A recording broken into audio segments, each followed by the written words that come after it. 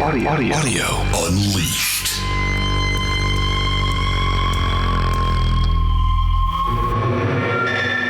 You know what time it is? It's time to make a podcast. Yep. Well, we're rolling, so let's make one, buddy. Okay, our first topic. Are you introducing this or am I? We didn't pick our order. We didn't figure that out, did we? I'll introduce the person since I'm the one that dropped it in the idea board. Okay, good. So first up, we are starting with a video by our friend Steve Guttenberg. It's actually not by our friend Steve Guttenberg, though. It is on Steve Guttenberg's channel, The Audiophiliac, but it is by another friend of ours, Mark Vlock, who is also a patron. And I normally watch all of Steve's videos anyway. I don't always watch them when they first come out. So I have to admit, I jumped onto this one because of the comments that Mark left on our Patreon page. But basically, the title of this video is Speaker Isolation Devices. Do they work? And this was Mark's attempt at doing some actual blind ABX testing of speaker isolation devices versus like the sort of, carpet spikes that you get with most speakers. He actually he didn't modify the video, but he did add some additional information based on some things that you and I said in Audio Unleashed. So I actually thought it would be fun to sort of explore this video and this comment from Mark and talk about what we think he did well and talk about some of the implications of this. What do you want to talk about this week, bud? I want to talk about there's been this sort of big hullabaloo about AI-generated music, and this band called the Velvet Sundown has gotten a lot of people's attention, and a lot of people have posted stuff on YouTube about it.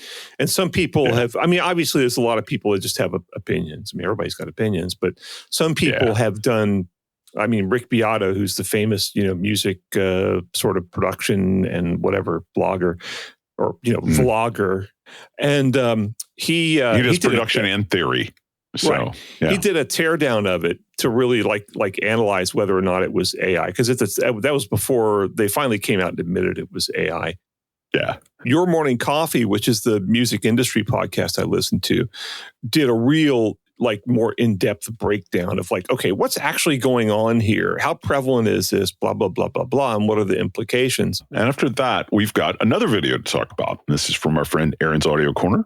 And the headline of this one is, how much speaker power do you really need? Really is in all caps there. I think Erin's trying to steal some of our thunder, man. He's trying to steal some of the Audio Unleashed mojo. But anyway, I think the reasons I was drawn to this video and the reasons I want to spotlight it may not be entirely obvious to most people. There are things that I really, really like about the information that he is delivering. It's more Erin's approach here that I was drawn to. And I think he is doing something very, very well. And this is something that I learned from you decades ago that I think is the exact opposite of what a lot of hi-fi journalism is, and the problem that I have with a lot of hi-fi journalism. I think what most hi-fi journalism does wrong, Erin does exactly right here. So we're going to talk about that and spotlight that, and also just point to the video in case people need the information. But we've also got patrons to keep happy this week. What are we going to talk about? We're going to keep them happy by frightening them. Hey, it works for various TV networks. Why wouldn't it work for us? It's true, it does. So this article is called Millions at Risk as Biodynamic Sony Bose and More Headphones Get Exposed to Bluetooth Spy Hack. And this is from headphonesty.com. And it's really, wait, why are you going, I don't know, man. It's I'm just not a big fan of the publication, but I've things each his own. I have belabored the point with my concerns with how they're doing some stuff, but that's not the point here. Yeah. Anyway, a new study has revealed serious Bluetooth security flaws in millions of headphones from major brands like Sony, Bose, JBL, and Biodynamic, which means people can hack into they can hack into something, and we'll go into that more in the segment. But they can hack into your headphone/phone connection and learn some things about you. the problem is based in a chip, in a Bluetooth chip, from a company I actually had not heard of. If anybody's going to have heard of this company, it would be either you or Lauren, Yeah, So. well, JBL engineers are sitting there going like, what a couple of idiots. But whatever. Probably not for the first time. You never heard of Aroha? We've been using their stuff for years. But anyway, we're going to dig into that, and we're going to, since I was a consultant for a long time and actually kind of got involved in issues like this, I can bring a little bit of knowledge to it. Some knowledge, more than 99% of all audio journalists. Yeah. So, actually, I don't know if there's enough people I consider to be audio journalists for there to be a 99% of it. Yeah. Whatever. That might be a little more precision than is necessary. Yeah. Yeah. Right. Let's just say 90%. There you go. Little dig. That means there's 10? Wow. Yeah. So little dig. I can do math. Yeah. Anyway, let's talk about speaker isolation devices, buddy. Because again, as I said, Steve Guttenberg, the audiophiliac, a good friend of yours, good friend of mine. Yeah. I think I probably watch more of his videos than you do, which is not to say that I'm closer to you. Guys are closer than I am with Steve, right? But I end up eventually watching all of his stuff, which I think you're a little more choosy, but I don't always watch them as soon as they come out. But this one I jumped on because our mutual Mark Block left a comment about it in the Patreon comment section of a previous episode, and then followed up with a comment that he posted on the video. But anyway, we'll get there. Let's describe what this is first. So this is a video that Mark Block shot for Steve Guttenberg's channel. I don't know why Mark doesn't have his own channel, because he is kind, he is funny, he is engaging, and he's got the cutest pup. So Mark, start you on a YouTube channel. You really need to, buddy. But in the meantime, you can send videos to Steve, and Steve will post them. So what Mark wanted to do is sort of test some of these speaker isolation products. Like most people are familiar with isoacoustics. Heck, my turntable's got isoacoustics isolation built into it. But he wanted to like do an actual comparison between those and like the spikes that you typically get, with a tower speaker or with speaker stands or something like that. And to make it convincing to anybody, he decided to actually, bring in a helper and do legitimate blind testing. It wasn't double blind, but it was blind test. I'm not sure how you would do this double blind. Now without a lot of technology, but they went through and did multiple setups with these things. Before I go too much deeper into this, I'm just curious, like what you thought of the tests and how Mark set it up. I don't want to weigh the conversation too much before I sort of get your gut check on it. Number one, as I'm sure Mark realizes, as soon as you start doing these tests, you get a lot of pushback from people that don't like your results, right? And the reason people don't like your results is because they bought the stuff that you're criticizing, or, whatever, any number of psychological reasons why they might reject your results, no matter how good they are. So people can always, criticize your testing methods here, right? Yeah. But this just completely blew me away, because I was watching this. I'm like, this stuff's been around forever. Why did nobody do this before? And a real decent, survey of, do these things work? And, he was pointing out like the points, right? I've used these isolation devices before. They've been around forever, right? And these cones, like these metal cones that people put stuff on, right? Your CD player, or whatever. I can't believe I've always kind of been suspect of those, but because, they say, he talks about how it's supposed to work like a diode, like it lets the vibration out of whatever's on top of the cones, but doesn't let the vibration back in.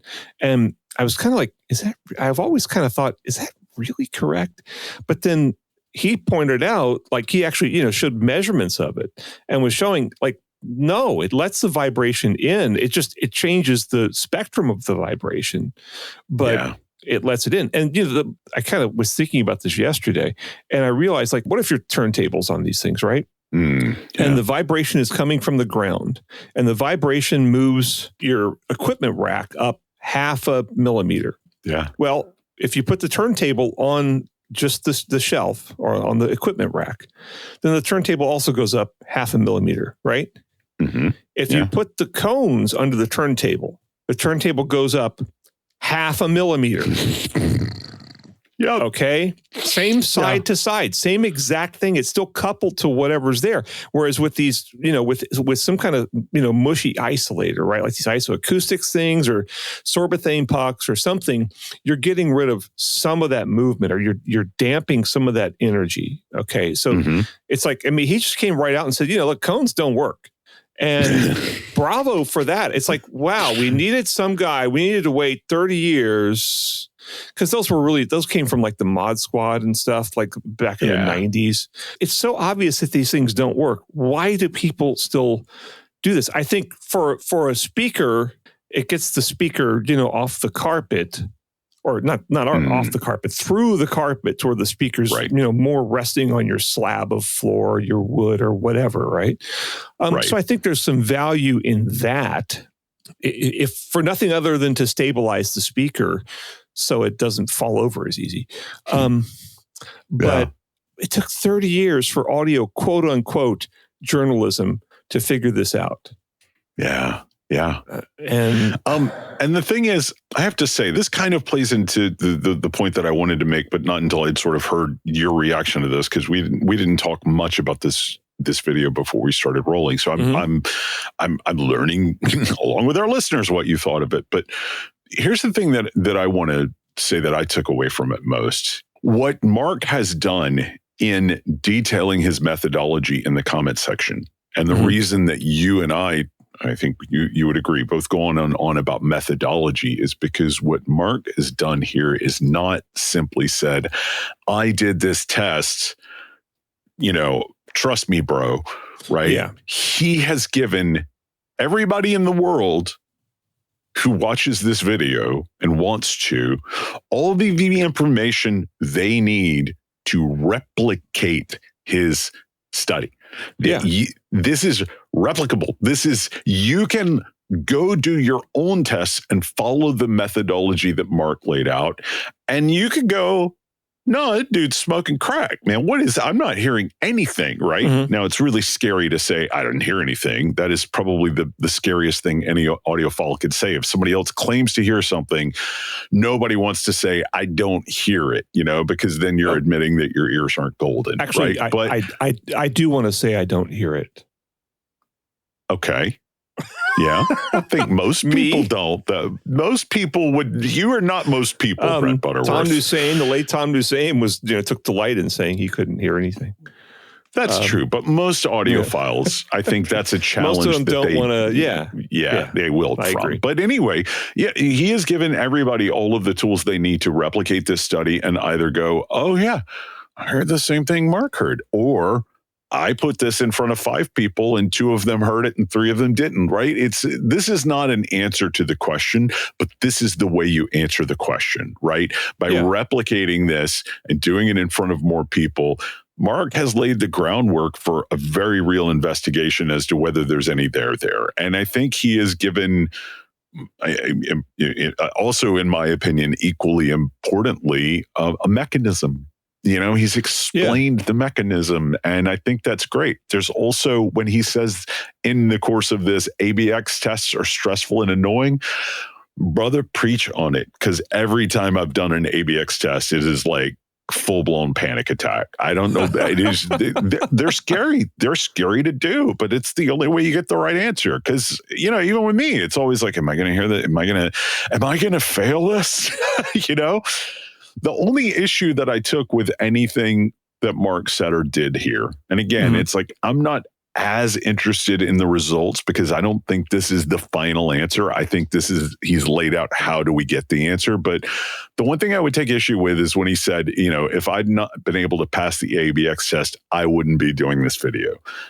I think if you're committing to doing science, you have to publish your results, whether it's a success or failure, because, no is equally as valid an answer. So I would say if I were going to challenge Mark on anything and maybe be like, here's how I think you could do better, I would say commit to publishing no matter what the results are. And that's I kind totally of the only agree with you. real criticism I have. Yeah. I want to say, though, that I was, I interviewed Randy Messman the other day, the cheap audiophile guy, cheap audio man, and who we talk about a lot. And I interviewed him for a Wirecutter article I just did. And he told me, as the first time I ever talked to him, and he said, you're the last of the before time. And wow. I was kind of, some people might be threatened by that. I was not.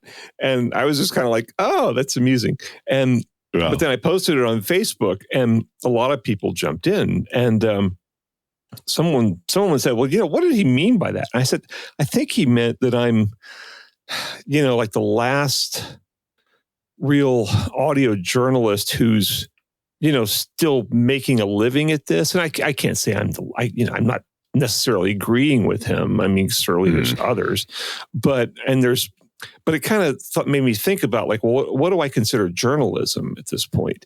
And so much of what appears in audio magazines is not what I would call journalism. So what the classic audio magazines would do, Stereophile and the Absolute Sound, I'm thinking mainly, is they would give these things to some guy. And some guy would put them under his CD player or turntable or speakers or whatever, speakers in this case, and say, oh, I heard an improvement. I mean, they almost always hear an improvement, right? And, there's no control. There's no attempt at science. There's no attempt to measure the effects, even though it's not hard to do so. Mark is using Room EQ Wizard, free program, with a cheap measurement microphone. I mean, you don't have to invest a lot of money. Most of these audio writers probably have a lot more invested in the cables going from their CD player to their preamp than they do in measurement gear. And literally, I'm going to say they've got more invested in power cables, Oh, sure. But, or let's just say their power cables are worth more than the measurement gear. How much they have invested in the power cables is always a question. But touche, good point. So, but I was like, kudos to Mark. This is real audio journalism from someone who's not an audio journalist.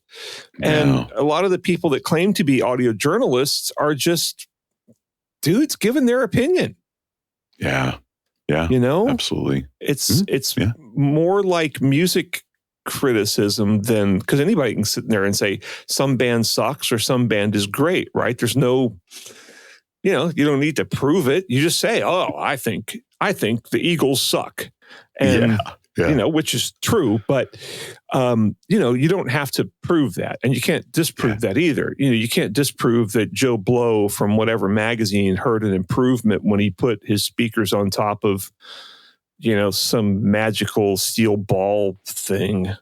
This is just such a great job. I was just so happy to see this. It really brought a smile to my face. It did. And I mean, come on, if nothing else, you've got to give Mark credit for the fact that he sent it to us, like literally not knowing if we were just going to rip it to shreds. Because it's like, we love Mark, but that is no protection. I'm sorry, being our friend does not protect you from criticism. Just as I would hope that it wouldn't protect us from your criticism being our friend. No. So I mean, he kind of went out on a limb here. He took a leap, and I mean, we could have just as easily torn the thing apart, but I think he did a great job. So good job, Mark. Yeah, and he grasped the problem, and he grasped the issues, whereas most of these people just don't even think their way through it. It's just like, oh, okay, I'll put those under my speakers. Oh, yeah, more inner detail. Awesome. Yeah. Yeah, here's my 3,000 word review of these. Yep. Anyway, I really don't have anything else to say about this one, buddy, other than just great job, Mark. And thanks for calling my attention to the comment that you left, because I might have missed that in the... God, you get so many comments on his YouTube channel. I don't know if I'm envious or if I feel for him. Well, I feel something about it because, God, how do you keep up with that comment section? Yeah, it's sort of like, if you have one mosquito that lands on you, you can swat it. But if you're in a giant swarm of mosquitoes, there's not much you can do. Yeah, this is like South Alaska level mosquito infestation. So, yeah. Anyway, yeah. All right, let's take a break. All right. And get some water and come back and talk about AI bands, man. Yeah.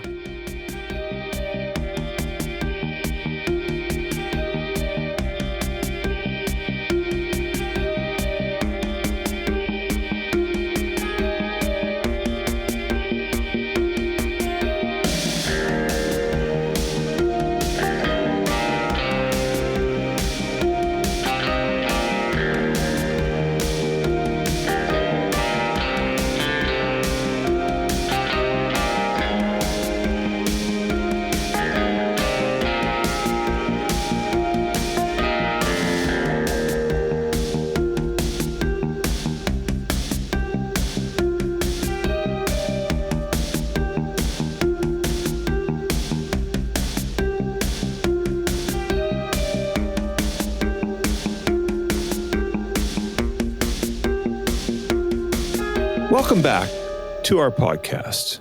This is called Audio Unleashed. Yeah.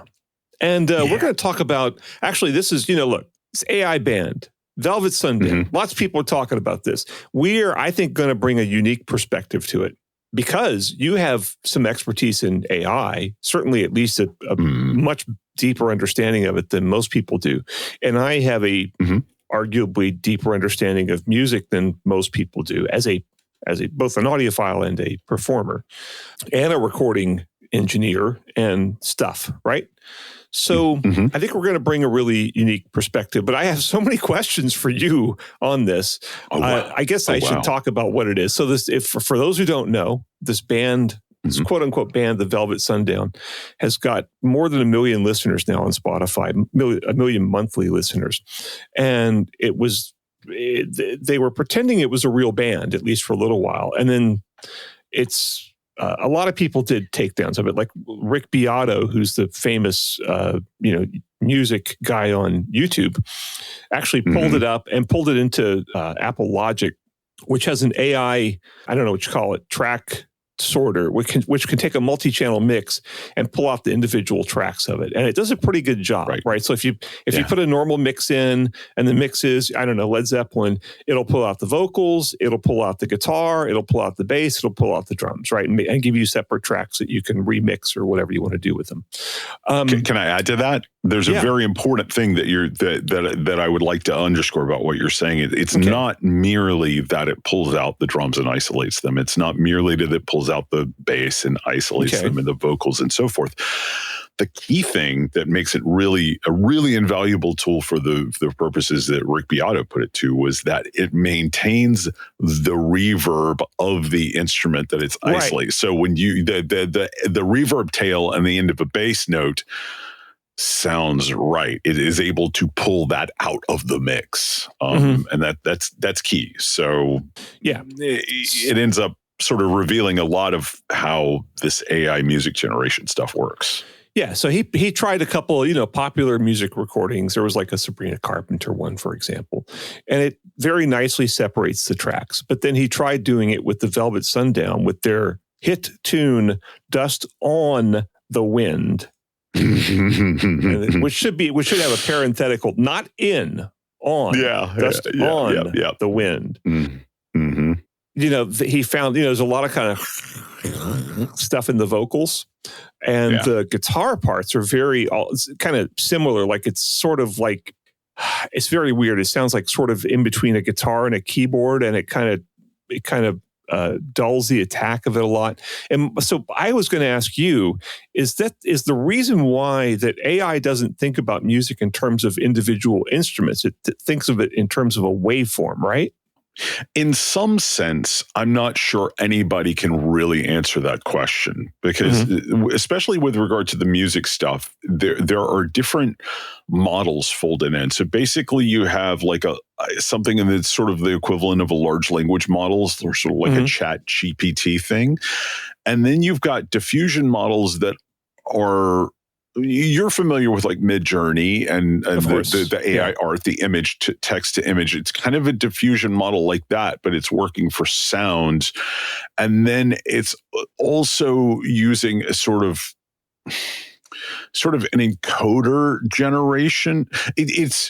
It's sort of, you've got multiple modes going into it. It's actually quite complicated, and I'm not sure anybody really understands fully the relationship between those modes. And I mean, even the people who are creating these engines and models, I'm not sure they fully understand what's going on under the hood, because a lot of it is down to the neural network. And you know, if you could query the neural network and be like, how are you doing this? The reality is the neural network might lie to you, right? Because we found that a lot with they just sort of work backwards from their conclusion. So I'm not even sure the models themselves understand how they're doing this. Okay. Now, I got to say, and you tell me if you had a different impression. As soon as I found out about this, you know, I immediately listened to it, and I could not have told it was AI from the music. I was listening to, this singer-songwriter I'm working with, she was playing some tunes for me that she was thinking about doing, and one of them was from Xavier Rudd, I think his name was. And I listened to it, and she's like, what do you think? I said, it sounds like the Velvet Sundown. And she said, who's that? And I played her the Velvet Sundown, and she's like, oh, this is good. But then I'm like, here's who they are. And I showed her a picture on my phone, and she's like, oh. Because you can tell from the music, you can't really tell it's AI unless you do a real technical teardown using, you know, audio editing equipment. But from the picture, it was pathetically obvious. And there's this guy, I found this hilarious video from this guitar player who looks like he's from like a 70s, you know, prog rock band or something. And British guy. And his YouTube channel is called Wings of Pegasus, which certainly sounds, you know, 70s prog rock British guy. But he had a hilarious... Did you have time to watch this yet? Oh, watched it all. Yeah. Loved it. Every minute of it. Totally hilarious, because he just goes into the visuals, right? And but also I could tell from the bio, because the bio was AI written. The bio was saying that was actually my first clue, is the bio. The bio is saying, oh, they have a free-spirited percussionist. And by the way, this guy there's nothing free-spirited about the percussion in this. It's just standard drum stuff. Yeah. And then there's a guitar player, and then there's a mellotron player, and then there's a synth player. Okay, now what band has a guy dedicated to the mellotron? Which, by the way, for those who don't know, is an old 70s instrument that actually, before they had, you know, polyphonic synthesizers, this thing actually had, for every different key, like for middle C or something, it would have an actual piece of recording tape. And when you hit the C key, it would pull the recording tape across ahead, right? So you had, if the thing had a 3-octave range, then it had, 36 strips of tape. And they actually record, real violins or something on there. So people like Lucy in the Sky with Diamonds was made with that, wasn't it? Yeah. Is it the intro to Lucy in the Sky? Yeah. So that like the sort of cheesy artificial string sound you hear on that's mellotron. And, where it comes in, instead of, because strings don't rarely have that kind of attack. Right.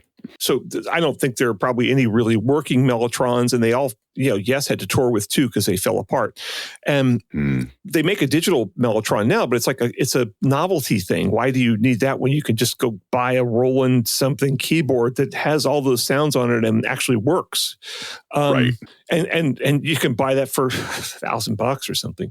So that was stupid. And why do you have okay, wait a minute. But then I'm listening to it, and it's just like it's guitar, bass, and drums. Yeah. I was like, okay, where's the synth and the mellotron?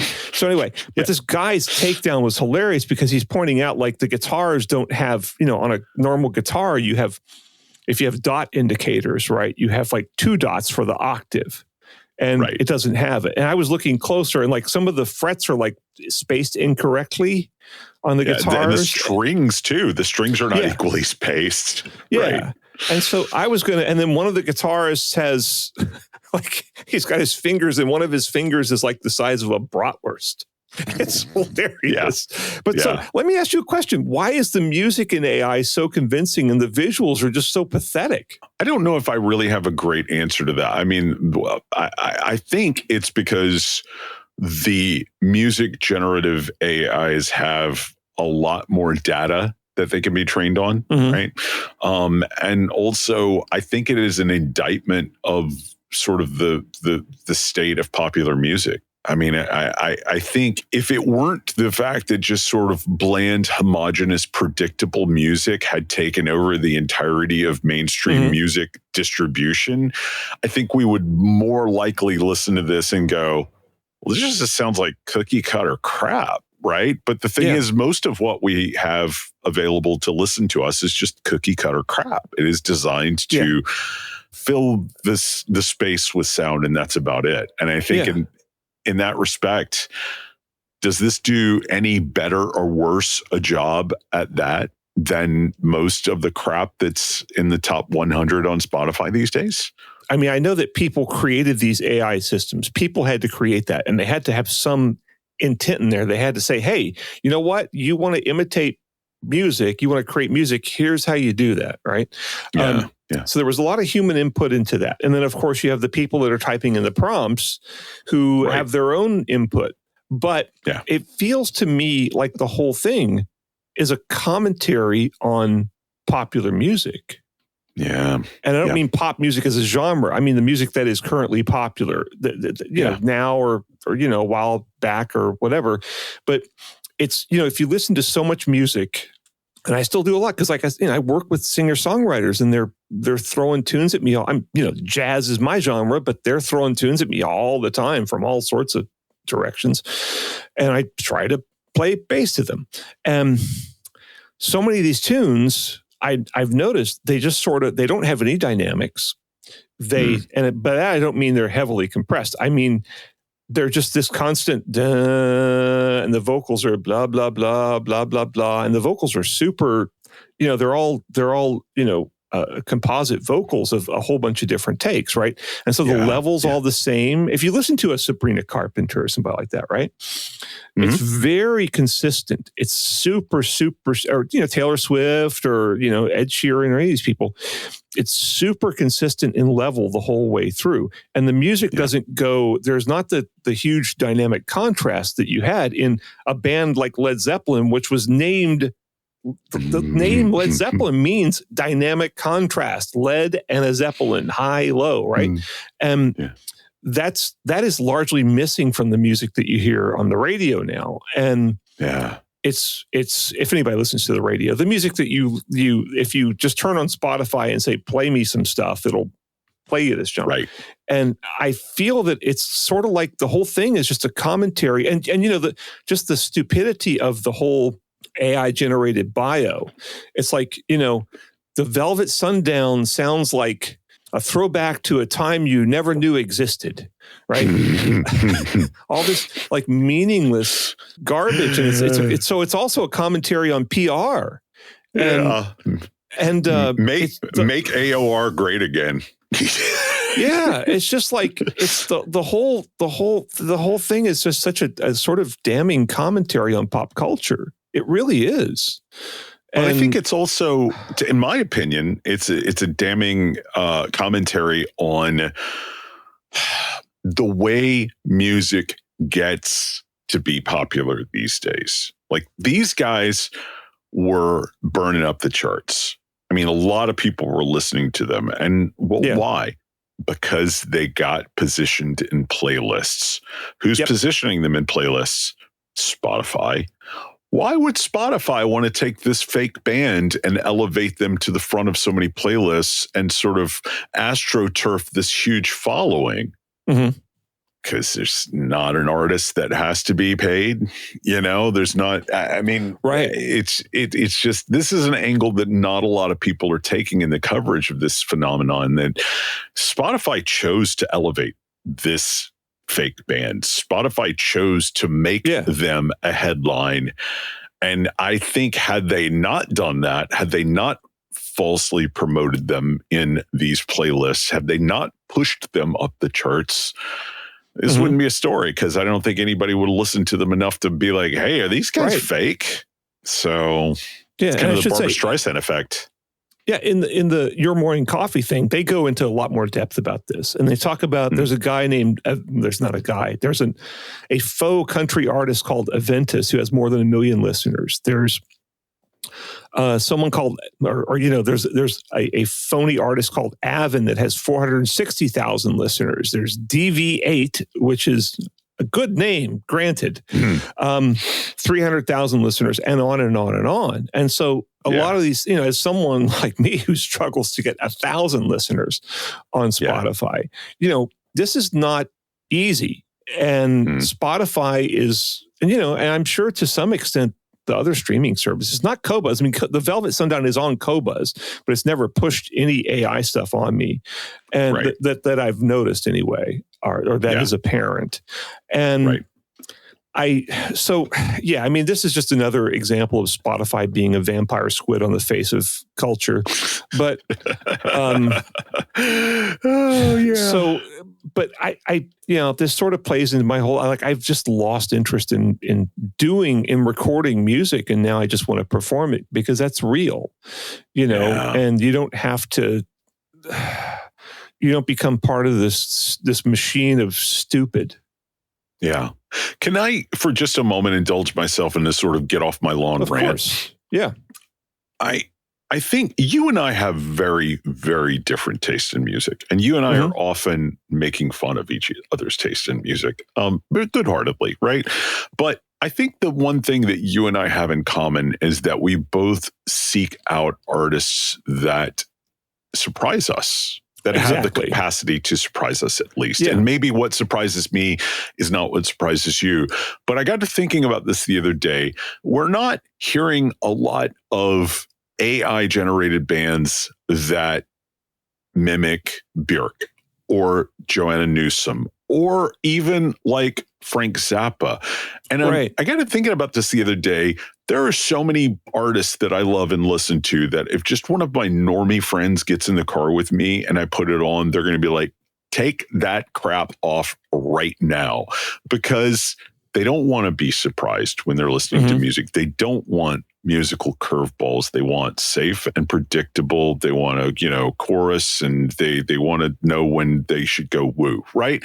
Yeah. It's interesting to me that it's just like they haven't even bothered trying to replicate truly innovative artists with this AI stuff. And the reason for that is because of the way AI works. I mean, this is looking for averages. It's looking for patterns. It is looking for predictability. AI music generation is predicated on predictability. Yeah. So if anything, there's a dual-edged sword here, because it's going to make the artists who are actually taking risks and stand out more. But also, if you're just flooding the algorithms with more samey stuff, how do the unique artists, how do the Alice Phoebe Lou's of the world actually get any recognition when now we can you don't actually have to go into a studio to create safe, predictable, mass-produced crap. It used to be at least a little bit of effort. Now there's just no effort involved. So, so this raises the question, though, that you have so far failed to contemplate, which is, if I'm, making, I don't know, cable lifters or fuses or something, right? And I want to make a fuse that reproduces music as the artist intended. Does AI completely screw me up? Because what do I do? I mean, do I say does my fuse recreate music as AI intended? It's I'm very confused by this. What do I do as a maker of audio, of things that are purported to improve audio systems but don't actually do anything? How do I reflect what the artist's intent is in a world of AI? I think that's probably a question for Ted Chiang, not for me and you. I don't know who that is. brilliant sci-fi author who is just all of his works. He writes nothing but short stories, and they're all very philosophical. The one of his short stories was the basis of that film Arrival, if you saw that. So, but he's always contemplating this sort of intersection of humanity and technology and AI and things like that. So maybe he's done more thinking about that than you and I have. I think I pretty much just listen to that question and throw my hands up and go, I don't know, but this is the weirdest timeline, man. I think it makes, audio, the whole audiophile thing a little less relevant, because I got to think this AI music is going to be played on big Bluetooth party speakers that have flashing lights. That would be what the artist intended, I think.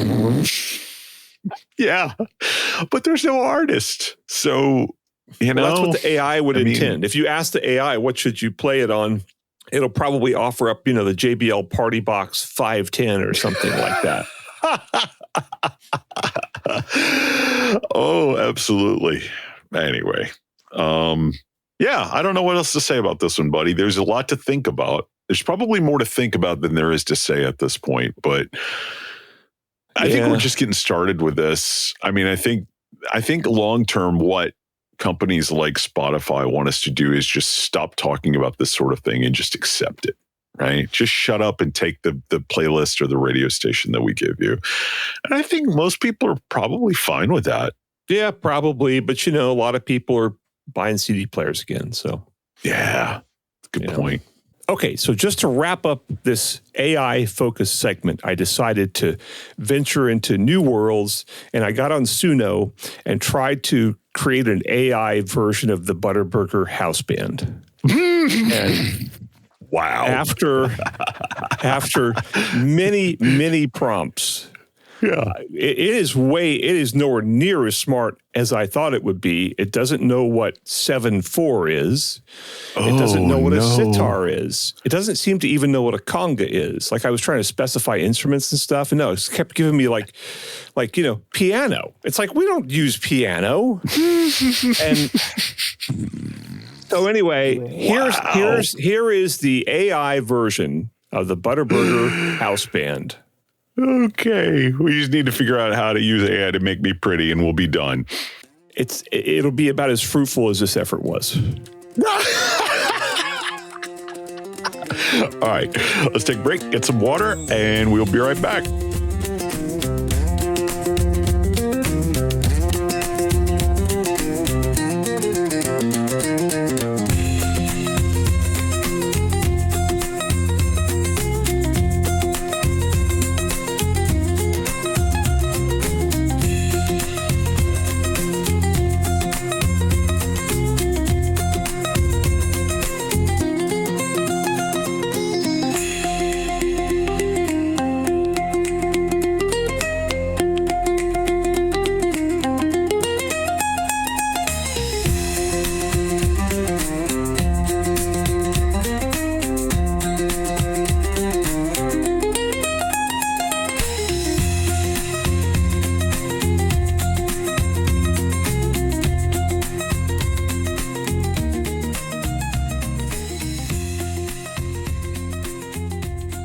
And welcome back. This is Audio Unleashed. This time around, as we've mentioned multiple times, we are covering a video from our buddy Erin Hardison at Erin's Audio Corner. Erin does a lot of great stuff. I really love his speaker reviews. I really love the way he takes objective measurements and explains what those measurements are going to impact in terms of subjective listening. I think he's probably one of the best YouTubers out there in terms of explaining what objective data mean to your listening experience. He's great at that. But this is not one of those sorts of videos. This is an education video. This is a video titled What Your Speaker Sensitivity Really Means for Your Power Needs. Now, this is a retitle. What the original title of this video was, How Much Speaker Power Do You Really Need? Yeah. A lot of YouTubers will play around with their headlines until something starts working, and it's common. I'm not criticizing Erin for that. It's really smart. As do websites. Yeah. Yeah. I'm going to lay all my cards out on the table right at the beginning. Normally sort of hold that stuff back. But why did I put this in the idea board? Is I think Erin does something really, really well here that I learned from you when, you were teaching me how to write. In that he is not merely informing his audience, he is educating his audience. Mm-hmm. So much of hi-fi journalism, whatever you want to call it, hi-fi, videos, hi-fi articles, things like that, is, in my opinion, people going, I have this knowledge, I have this wealth of information, come to me and I will tell you the answer. Do you have this speaker? Let me tell you what amp goes with it. We see this a lot from Paul McGowan. Like, hey, if you want to know what speaker goes well with this amp, call us. We'll tell you. We'll know. If there are underlying reasons, you could explain that. And what Erin is doing in this video that is brilliant, in my opinion. And he's going, guys, you don't need me to answer that question for you. Here's how I come up with that answer. Here's how I if you're asking me, does this speaker go with this amp, or is this amp enough for this speaker? Here's how I'm going to answer that question. You don't need me if you understand this. And I think it is brilliant. And I wish more people did this, because Erin is confident in his skills, and he doesn't feel like he needs to keep you on the hook. He can teach you the things that he understands, and there's still value in the work that he does, right? He's not keeping you on the hook. He is empowering his viewers. And to me, there are just not enough people in our space doing that. So the details of this video don't matter as much to me as Erin's approach. But we're still going to talk about the details because it's a cool video. Yeah. But anyway, that's why I wanted to bring it out, because I wish more people did this. Just explain, show your work. Like, how are you coming to these answers? If there are fundamental principles underlying these answers, then just tell that. You don't have to answer this question every time. But to get less abstract about it, one of the things I really liked here is, he tells you exactly how he does his sensitivity measurements and why he does them that way.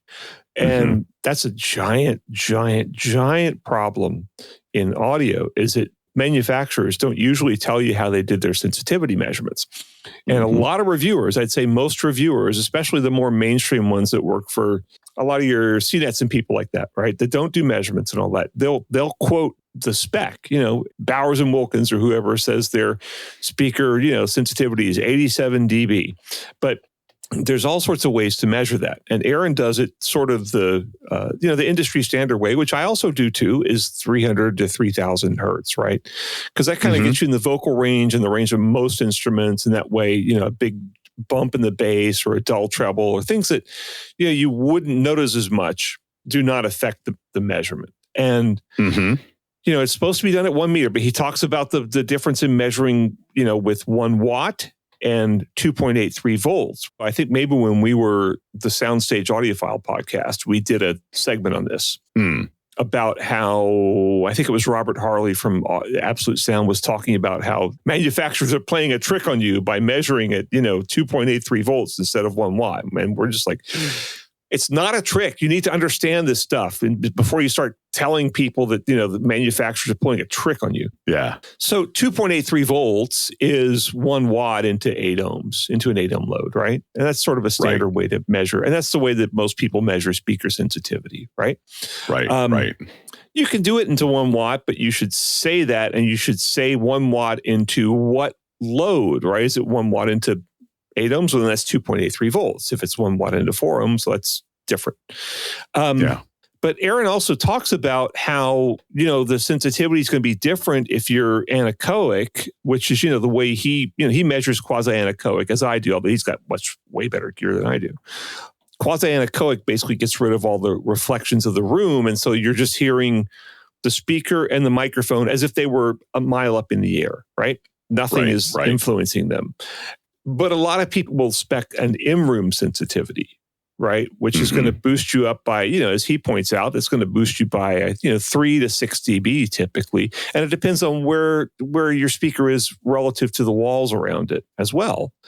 But he goes into all of that. He explains all of that stuff. Again, we're in another case where traditionally, quote unquote, audio journalism has not explained all this stuff. They say, oh, this speaker's got a sensitivity of 92 dB.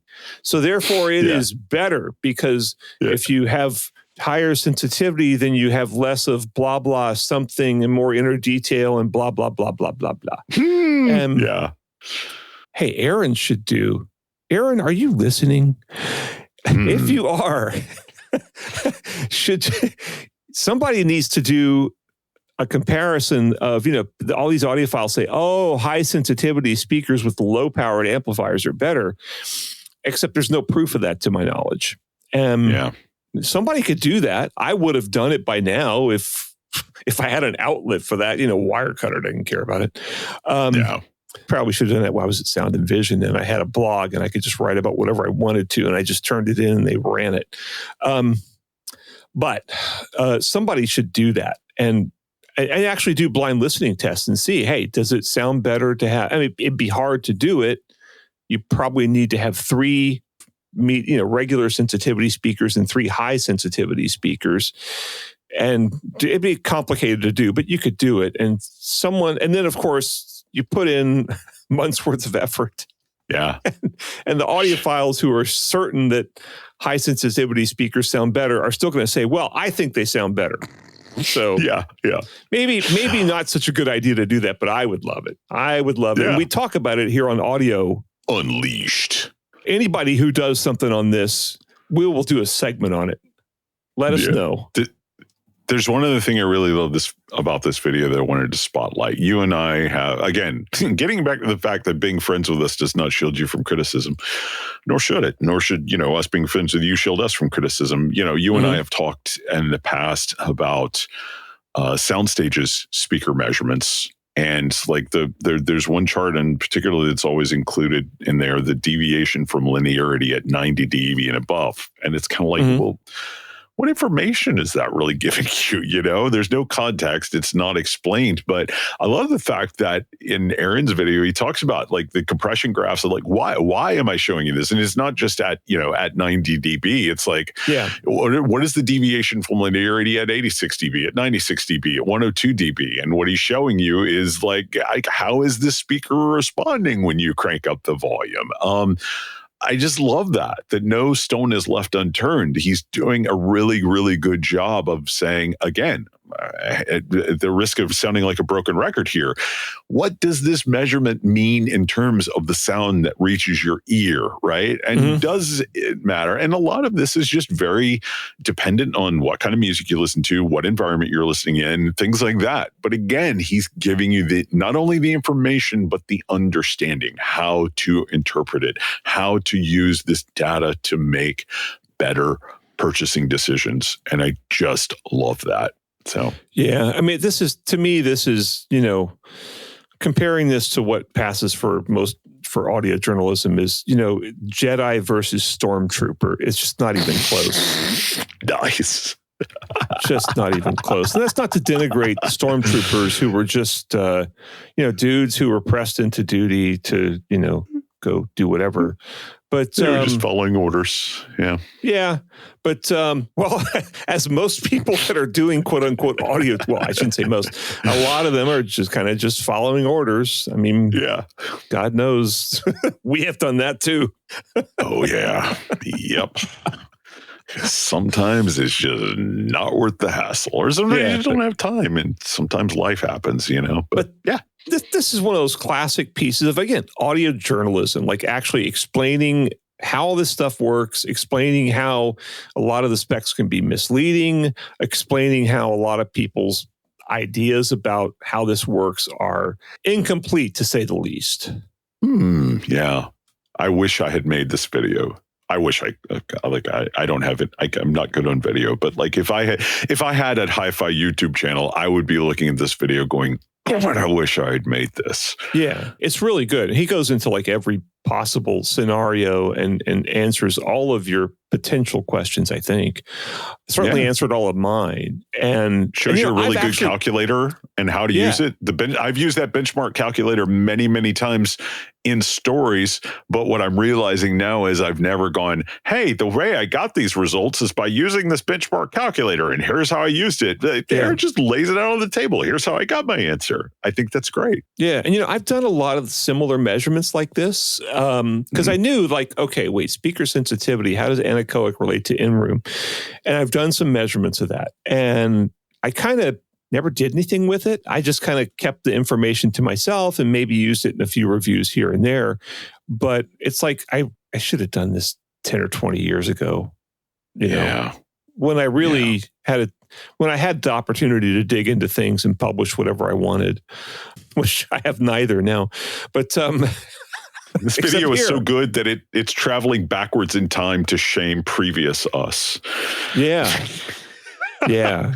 It's terrible. Terrible for us. Good for the viewers on Erin's Audio Corner, which I got to say has only 105,000 subscribers, which people go subscribe to this. Yeah, absolutely. Anyway, anything else you want to say about this one before we go do some credits? No, let's do some credits.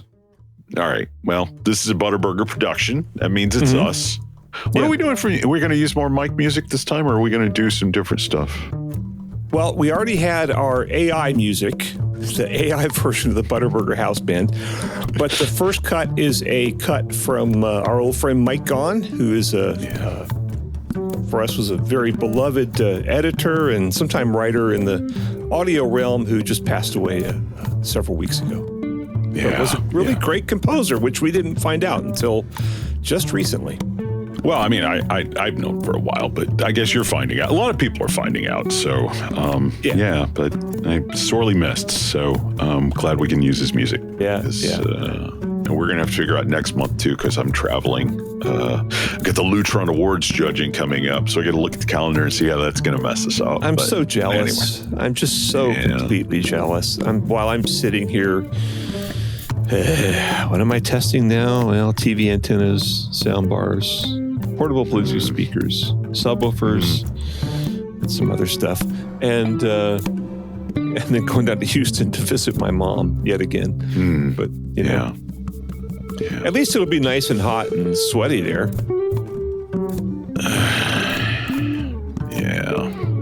I don't get that luxury up here in the Pacific Northwest. You say that as if it were a bad thing. Kidding. Yeah. Anyway, all right, everybody, thank you so much for joining us. We appreciate each and every one of you, and we will see you again in 2 weeks. Oh, by the way, if you are not a patron, just to let you know, patrons are right now asking us questions for an upcoming Ask Us Anything video. If you want to get in on that, go join for $3 a month. If not, that's okay. If you can't afford $3 a month, we still love you and appreciate you and are glad you're here. And we'll see you in a couple of weeks. But patrons, stick around. We got one more coming for you. Thanks, everybody. Bye. Bye.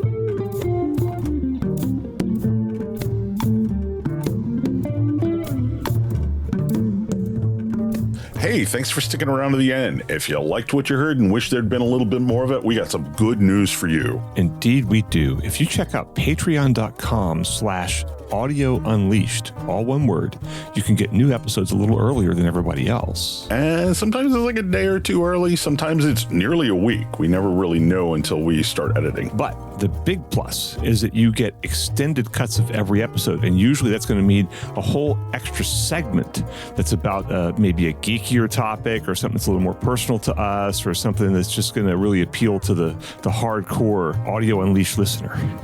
Yeah, what it boils down to is if you're somebody who would support Audio Unleashed on Patreon, we're going to make sure the bonuses to every episode are really aimed straight at your interests. Yeah, and so if you want to hear these segments, you can subscribe to our Patreon for $3 a month, which is less than I spend every single day on my cup of coffee when I go to Starbucks to write my boring articles. Yeah. One more time with that URL, that's patreon.com/Audio Unleashed. Or Audio Unleashed.